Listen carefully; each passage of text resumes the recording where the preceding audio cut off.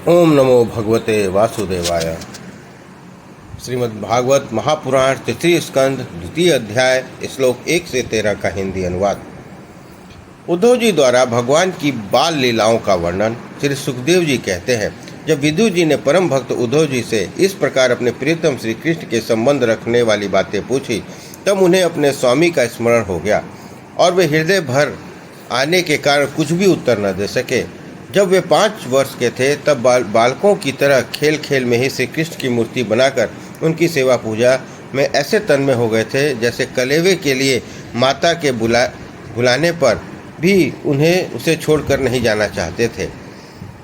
अब तो दीर्घ काल से उन्हीं की सेवा में रहते हुए वे बूढ़े हो चले थे, अतः विदुर जी के पूछने से उन्हें अपने प्यारे प्रभु के चरण कमलों का स्मरण हो आया।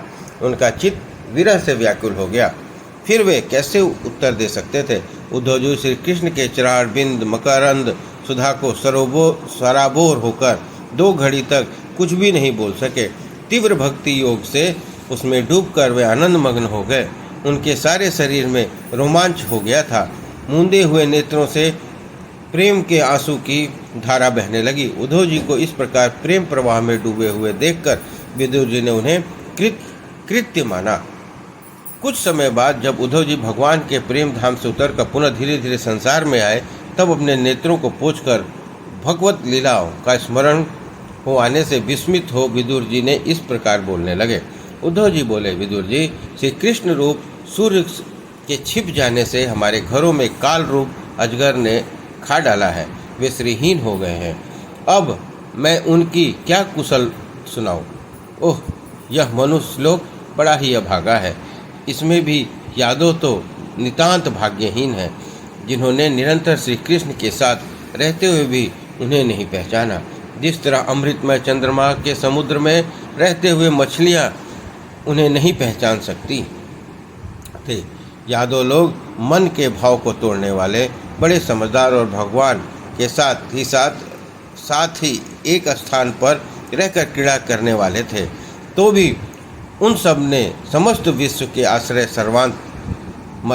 सर्व अंतर्यामी श्री कृष्ण को एक श्रेष्ठ यादव ही समझा, किंतु भगवान की माया से मोहित इन यादों और इनके व्यर्थ के बैर ठानने वाले शिशुपाल आदि के अवहेलना और निंदा सूचक वाक्यों से भगवत प्राण महानुभावों की बुद्धि भ्रम में नहीं पड़ती थी।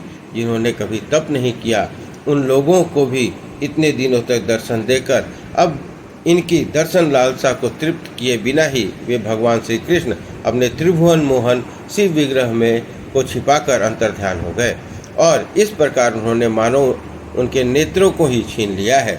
भगवान ने अपनी योग माया का प्रभाव दिखाने के लिए मानव लीलाओं के योग जो दिव्य श्री विग्रह प्रकट किया था, वह इतना सुंदर था कि उसे देखकर सारा जगत तो मोहित हो ही जाता था। वे स्वयं ही विस्मित हो जाते थे। सौभाग्य और सुंदरता की परिकाष्ठा थी उस रूप में। उनके आभूषण, अंगों के गहने भी विभूषित हो जाते। धर्मराज युधिष्ठिर के राजसी युग में जब भगवान ने उस नयनभिराम रूप पर लोगों की दृष्टि पड़ी थी, तब त्रिलोकी ने यह माना था कि मानव सृष्टि की रचना में विधाता की जितनी चतुराई है, सब इसी के रूप में पूरी हो गई है। श्रीमद्भागवत पुराण तृतीय स्कंद द्वितीय अध्याय श्लोक 14 से 25 का हिंदी अनुवाद। उनके प्रेम पूर्वक हास्य विनोद और लीलामय चिंतवन से सम्मानित होने पर ब्रज बालाओं की आंखें उन्हीं की ओर लग जाती थी और उनका चित्त भी ऐसा तल्लीन हो जाता था कि वे घर के काम धंधों को अधूरा छोड़कर जड़ पुतलियों की तरह खड़ी रह जाती थी।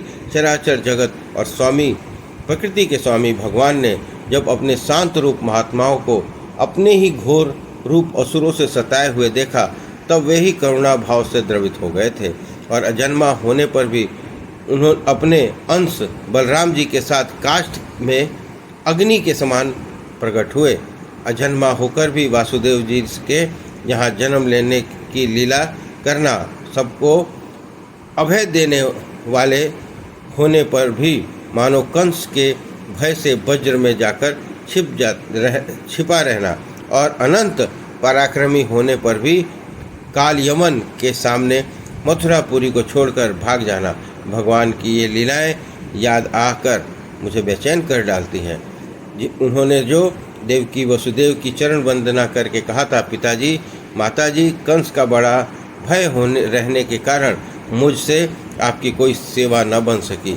आप मेरे इस अपराध पर ध्यान न देकर मुझ पर प्रसन्न हो। श्री कृष्ण की बातें जब याद आती हैं आज भी मेरा चित्त अत्यंत व्यथित हो जाता है। जिन्होंने काल रूप अपने भ्रिकुटी विलास से ही पृथ्वी का सारा भार उतार दिया था, उन श्री कृष्ण के पाद पद्य पराग का सेवन करने वाला ऐसा कौन पुरुष है जो उसे भूल सके। आप लोगों ने राजसी युग में प्रत्यक्ष ही देखा था कि श्री कृष्ण से द्वेष करने वाले शिशुपाल को वह सिद्धि मिल गई जिसकी बड़े बड़े योगी भली भांति योग साधना करके स्पृहा करते रहते हैं। उनका विरह भला कौन सह सकता है। शिशुपाल के ही समान महाभारत युद्ध में जिन दूसरे योद्धाओं ने अपनी आँखों से भगवान श्री कृष्ण के नयनाभिराम मुख कमल का मकरंद पान करते हुए अर्जुन के बाणों से बिंध कर प्राण त्याग दिया था, वे पवित्र होकर सबके सब भगवान के परम धाम को प्राप्त हो गए। स्वयं भगवान श्री कृष्ण तीनों लोकों के अधीश्वर हैं, उनके समान कोई और नहीं है, उनसे बढ़कर तो कौन होगा। वे अपने स्वतः सिद्ध ऐश्वर्य से ही सर्वदा पूर्ण काम है। इंद्रादि असंख्य लोकपालगण नाना प्रकार के भेंटे लाकर अपने अपने मुकुटों के अग्रभाव से उनके चरण रखने की चौकी को प्रणाम किया करते थे। विदुर जी वही भगवान श्री कृष्ण राज सिंहासन पर बैठे हुए उग्रसेन के सामने खड़े होकर निवेदन करते थे, देव हमारी प्रार्थना सुनिए। उनके इस सेवा भाव को याद आते ही हम जैसे सेवितों का चित्त अत्यंत व्यथित हो जाता है। पापिनी पूतना ने अपने स्तनों में हलाहल विष लाकर श्री कृष्ण को मार डालने की नियत से उन्हें दूध पिलाया था। उसको भी भगवान ने वह परम गति दी जो धाय को मिलती है। उस भगवान श्री कृष्ण के अतिरिक्त और कौन दयालु है जिसकी शरण ग्रहण करे। मैं असुरों को भी भगवान का भक्त समझता हूँ, क्योंकि बैर भाव जनित क्रोध के कारण उनका चित्त सदा श्री कृष्ण में लगा रहता था और उन्हें रणभूमि में सुदर्शन चक्रधारी भगवान को कंधे पर चढ़कर झटपटाते हुए गरुड़ जी के दर्शन हुआ करते थे।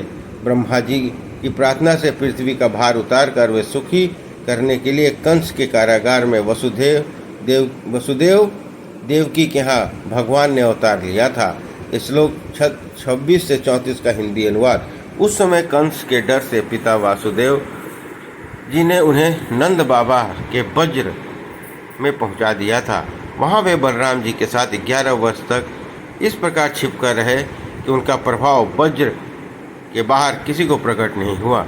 यमुना के उपवन में जिसके भरे भरे वृक्षों पर कलरव करते हुए पक्षियों के झुंड रहते थे, भगवान कृष्ण बछड़ों को चराते हुए ग्वाल बालाओं की मंडली के साथ विहार किया करते थे। वे ब्रजवासियों की दृष्टि आकृष्ट करने के लिए अनेकों बाल लीला उन्हें दिखाते थे। कभी रोने से लगते, कभी हंसने और कभी सिंह शावक के समान मुग्ध दृष्टि से देखते। फिर कुछ बड़े होने पर वे सफ़ेद बैल और रंग बिरंगी शोभा की मूर्ति गौओं को चराते हुए अपने साथी गोपों को बांसुरी बजाकर रिझाते लगे। इसी समय जब कंस ने उन्हें मारने के लिए बहुत से मायावी और मनमाना रूप धारण करने वाले राक्षस भेजे, तो उनको खेल खेल में ही भगवान ने मार डाला, जैसे बालक खिलौनों को तोड़ फोड़ देता है।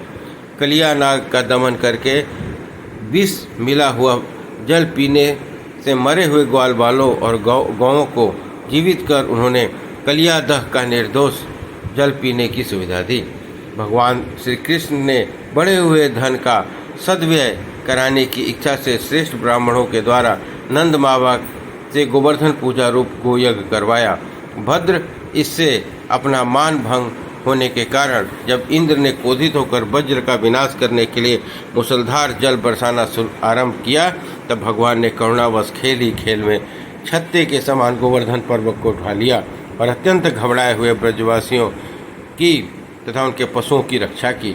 संध्या के समय जब सारे वृंदावन में शरद की चंद्रमा की चांदनी छटक जाती है, तब श्री कृष्ण उसका सम्मान करते हुए मधुर गान करते और गोपियों के मंडल की शोभा बढ़ाते हुए उनके साथ रास विहार करते हैं। इस प्रकार तृतीय स्कंद द्वितीय अध्याय संपन्न हुआ। बोलिए कृष्ण भगवान की जय।